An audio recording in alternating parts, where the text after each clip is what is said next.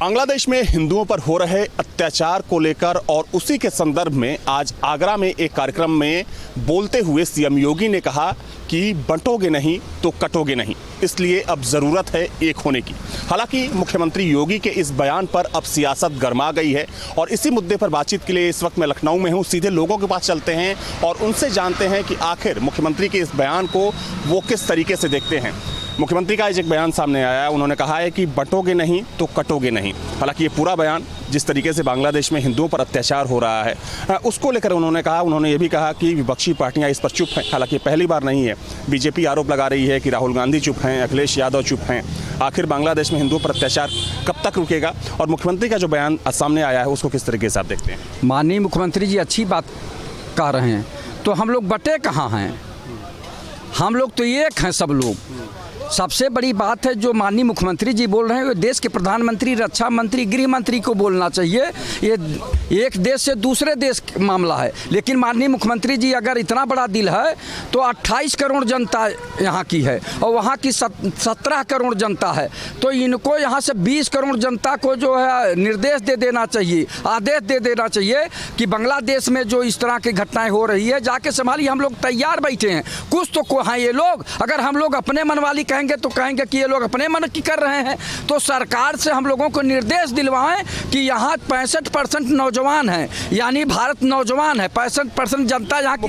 मुख्यमंत्री ने एक एग्जाम्पल दिया है कि जिस तरीके से आरोप ये भी है कि विपक्षी पार्टियां कहीं ना कहीं समाज को जातियों में बांटने की कोशिश कर रही हैं। बीजेपी लगातार ये आरोप लगा रही है, तो उसी संदर्भ में ये बात कही गई है।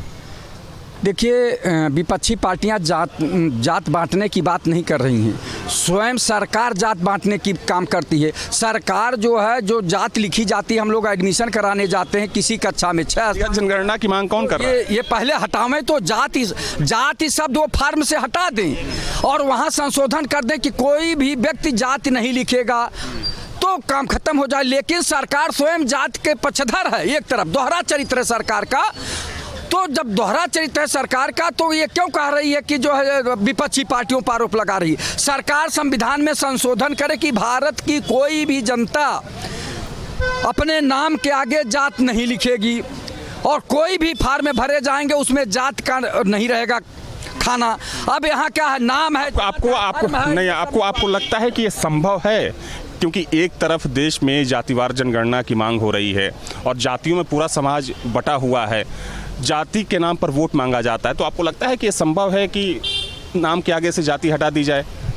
संभव है, अगर दृढ़ इच्छा शक्ति है तो संभव है। और दूसरी बात कि माननीय मुख्यमंत्री जी को या देश के प्रधानमंत्री जी को पहले चरित्र निर्माण की बात करें, संस्कार की बात करें, कोई योजना चलावें कि संस्कारवान हो लोग, चरित्रवान हो, ये सब हो ना। लेकिन जात की बात जहाँ तक है, जात तो सच्चाई है। आपके पास आऊँगा, आप क्या कहेंगे जिस तरीके से सीएम का बयान आया है कि बंटोगे नहीं तो कटोगे नहीं?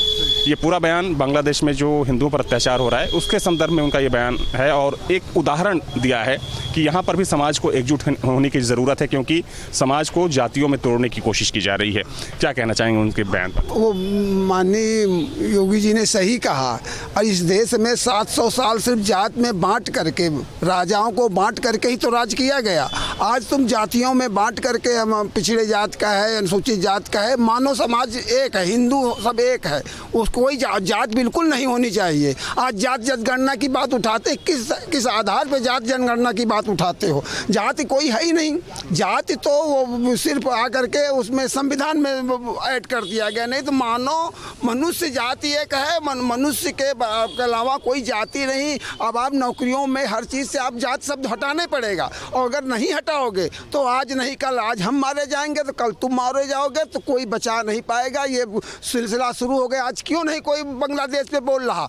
अभी आप वहाँ फिलिस्तीन पे लोग घड़ियाली आंसू बहा रहे थे, फिलिस्तीन पे बड़ा अनर्थ हुआ जा रहा है, बड़ा घोर वो हुआ जा रहा है। आज वहाँ के हिंदू अगर मारे जा रहे हैं तो क्या हिंदू के वहाँ के सिर्फ सवर्ण हिंदू मारे जा रहे हैं? वहाँ के दलित हिंदू मारे जा रहे हैं जो बेचारे पिछड़े हैं, और उन पर कोई बोलने वाला नहीं। क्यों नहीं बोल रहा बांग्लादेश में? बांग्लादेश में अगर यही स्थिति रहेगी तो यही चीज़ हिंदुस्तान में होगा। हमको, आपको और इन लोगों की यही मंशा है, जातियों में बांट करके राज करो। फूट डालो, राज करो, वही वाली कहानी है कर रहे हैं। जैसे अंग्रेज करे, जैसे मुगलों ने किया, वैसे ये कर रहे हैं कि बांट रहा है। ये सपा वाले और कांग्रेस वाले सभी बांट रहे हैं। और यहाँ भारतीय जनता पार्टी सबका साथ, सबका विश्वास, सबके विकास की बात कर रही। सबका वो उसकी कौन सी योजना है कि उसने जाति देख करके दी? हमको पहले ये बताइए। वो और बिल्कुल हटना चाहिए। यहाँ जाति सिर्फ दो ही होनी चाहिए, अमीर और गरीब की, समझ, और कोई जाति है ही नहीं।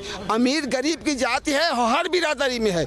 और जिनकी बात कोई नहीं करने वाला है, सिर्फ वहाँ पे जिनके पास आज 5-5 फॉर्च्यूनर है, वो भी अपना आरक्षण ले रहे हैं। और जो जिनके पास बेचारे के पास कुछ नहीं, उनको कोई देखने वाला नहीं, उनकी कोई सुनने वाला नहीं, उनकी कोई मदद करने वाला नहीं, और वोट सबको चाहिए। तो ये राजनीति नहीं चलेगी और ये राजनीति का अंत होगा। और अगर इसी तरह यहाँ रहा तो वो दिन दूर नहीं होगा कि यहाँ के भी हिंदू मारे जाएंगे। ऐसा कुछ नहीं, चूँकि तुम्हारे अंदर यूनाइट, और जहाँ भी संघे शक्ति कलयुगे कहा गया, अगर तुम्हारे अंदर, अगर तुम्हारे पास संगठन नहीं है, तुम एका नहीं दिखाओगे तो तुम एक को मारते जाएंगे। आज तुम हमारे ऊपर हंसोगे तो कल हम तुम्हारे ऊपर हंसेंगे, तुम मारे जाओगे तो हम हंसेंगे। आज हमारी बहन बेटी की इज्जत लूटी जाएगी, कल तुम्हारी बहन बेटी की इज्जत लूटी जाएगी। इसी तरह लुटवाते रहना और ख़त्म हो जाओगे। ये आपका क्या नाम है? मेरा नाम गोलू कश्यप है। बोलो, ये बताइए कि मुख्यमंत्री का बयान आपने सुना होगा। उन्होंने आज आगरा में एक कार्यक्रम था, प्रतिमा का अनावरण था, वहाँ पे उन्होंने कहा है कि बटो नहीं कटो नहीं, एक हो जाओ। किस तरीके से देखते हैं सीएम के इस बयान? देखिए, योगी जी का जो बयान आया है वो तो कहीं ना कहीं सही मैसेज है, लेकिन यहाँ के लोग नहीं समझ पाएंगे और एक भी नहीं हो पाएंगे। रीज़न है, यहाँ पे जानते क्या होता है, यहाँ पे दिन में तिलक लगाते हैं और शाम को अब्दुल चाचा के साथ बिरयानी खाते हैं। तो ऐसे लोग हैं यहाँ पे, ऐसी मानसिकता के लोग हैं। तो योगी जी अपनी तरफ से सही कर रहे हैं, लेकिन यहाँ के लोग सुधरने वाले नहीं है भाई साहब। मुख्यमंत्री जी के लिए तो विपक्ष के लोग बैठे ही हुए हैं, उनको तो मौका चाहिए कि कहीं पे कुछ भी गलतियाँ हों तो तुरंत तड़पड़ा के बोलने लगें। वो तो मौका ही ढूंढा करते हैं, हमेशा बैठे रहते हैं। बाकी दुनिया में क्या हो रहा है, अभी फिलिस्तीन में हुआ था, इससे पहले वहाँ के लिए देखिए किस तरीके से यहाँ बयानबाजी हो रही है। लगता है कि बांग्लादेश में जो घटनाएं हो रही हैं, जिस तरीके से हिंदू घरों को वहाँ पर लूटा जा रहा है, गौशालाएं लूटी जा रही हैं, आपको भी लगता है जिस तरीके से बीजेपी आरोप लगा रही है कि विपक्ष चुप है, आपको भी लगता है कि विपक्ष चुप है इस पूरे मुद्दे पर? भी 110% है, क्योंकि रीज़न ये है, सबसे बड़ा रीज़न ये है कि वहाँ पे हिंदू लोग मर रहे हैं। हिंदू लोग मर रहे हैं, इसलिए विपक्ष का सबका मुंह पे टेप लगा हुआ है, इसलिए नहीं वहाँ पे बोला जा रहा है। और यही किसी और जाति के साथ हो रहा होता, वो चाहे फिर मुसलमान होता और चाहे वो हरिजन होता, चाहे वो और किसी भी, हिंदू छोड़ के कोई और जाति का होता, तो सब उस पर बयान भी देते, वहाँ पे रोते भी, गाते भी, और वहाँ पे जो है हो सकता हो मुआवजा भी पहुँचाते अपने फंड से, सब लोग अपने अपने फंड। लेकिन ये हिंदू हैं, बस गलती इतनी है कि वो लोग हिंदू हैं। हरिजन भी हिंदू होते हैं। अरे हरिजन हिंदू होते हैं, मैं तो वो चीज़ बोल रहा हूँ, लेकिन हमने क्या बोला, हमने इतनी बड़ी बात बोल दी आपके चैनल के माध्यम से, आपकी जनता को समझ में आ गया होगा कि वहाँ पे सिर्फ एक ही रीज़न है, सिर्फ एक रीज़न है कि गलती उनकी सिर्फ इतनी है कि वो हिंदू हैं। अगर यही मुसलमान वहाँ पे होते तो विपक्ष के जितने लोग बैठे हुए हैं वो सब वहाँ के लिए बयान भी देते और वहाँ के लिए जो है सरकार से भी वो जो है बोलते कि यहाँ पे जो है हो रहा है वो गलत हो रहा है, तब वो सरकार के साथ होते हैं, लेकिन नहीं हो रहा है। रीज़न यही है कि सिर्फ वो हिंदू हैं। ठीक है, कुछ और भी लोग हैं। आपने भी बयान सुना होगा, इधर थोड़ा सा आ जाइए, मुख्यमंत्री का। उन्होंने कहा है कि बंटोगे नहीं तो कटोगे नहीं, एक होने की ज़रूरत है। आप किस संदर्भ में देखते हैं और किस तरीके से देखते हैं इस बयान? आखिर मुख्यमंत्री को क्यों ऐसा लग रहा है कि इस प्रदेश का नेतृत्व करते इनके पार्टी को 10 साल 11 साल हो गया, इनका कार्यकाल 7 साल हो गया। आखिर मुख्यमंत्री के पास ऐसा कौन फार्मूला है जो भारत की एकता में अनेकता दिखाई दे रही है? अब भारत की जनता उनके पैमाने से, उनके थर्मामीटर से बटी हुई दिखाई दे रही है। ये तो हमको आज तक समझ में नहीं आ रहा है कि आखिर कौन ऐसा चीज़ है जो केवल मुख्यमंत्री के पास है और वो नेशनल इशू को टेकअप करते हैं तो उनको ये लगता है कि भारत बटा हुआ है, भारत बिखरा हुआ है, भारत टूटा हुआ है। तो आखिर हमको तो एक बात समझ में नहीं आई। हमको लगता है कि ये भाजपा की सोच ही टूटी हुई है, ये सोच बिखर चुकी है। ये लोग जो है खुद अपना संतुलन एका करने में बिगाड़ चुके हैं। तो मैं इसके संदर्भ में ये कहना चाहता हूं कि हिंदू कौन भला हिंदू है? जब भारत का संविधान हम एक संविधान से चलने वाले देश हैं।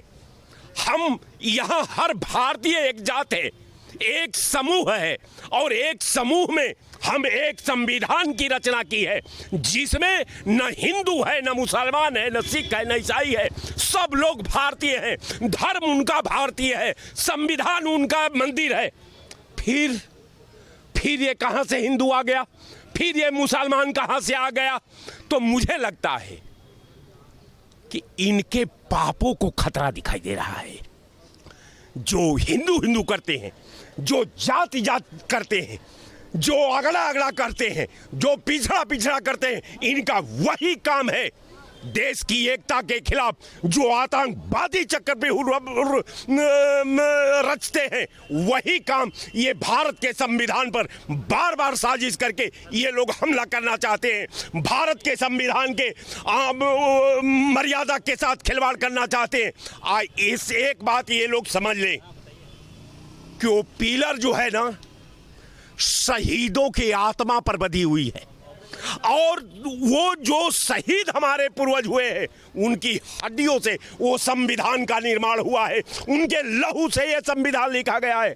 आप जैसा फरिश्ता उसका को भेद नहीं पाएगा। आपका कद बहुत छोटा है उस संविधान को भेदने के लिए।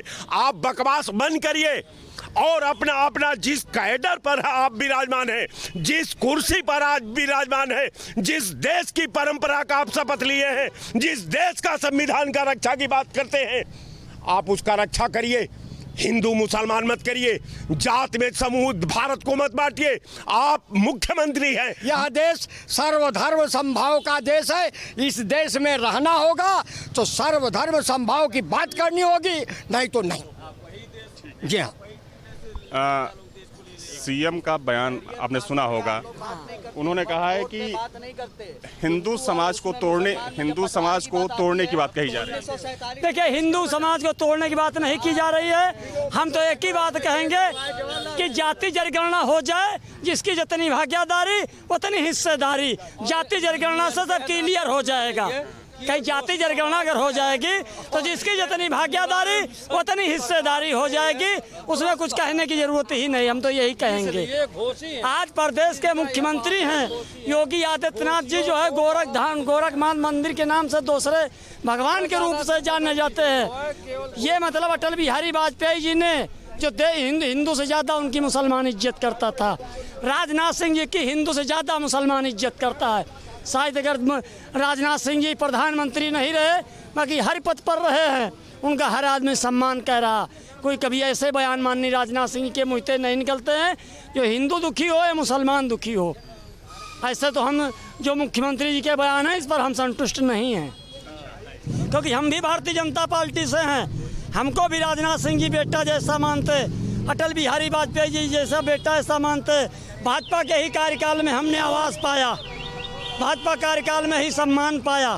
बाकी पूर्व में अटल बिहारी वाजपेयी, लाल कृष्ण आडवाणी जी होते थे, वो भी बड़ा मुसलमानों का सम्मान करते थे।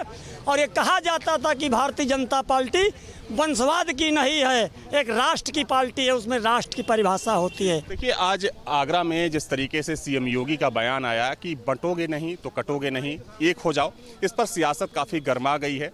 विपक्षी पार्टियां बीजेपी पर और मुख्यमंत्री पर सांप्रदायिकता फैलाने का आरोप लगा रही हैं। हालांकि देखा जाए तो ये जो पूरा बयान मुख्यमंत्री का है वो बांग्लादेश में हिंदुओं पर हो रहे अत्याचार के संदर्भ में देखा जा रहा है। हालांकि आम लोगों की भी अपनी अपनी राय इस विषय पर देखी जा रही है।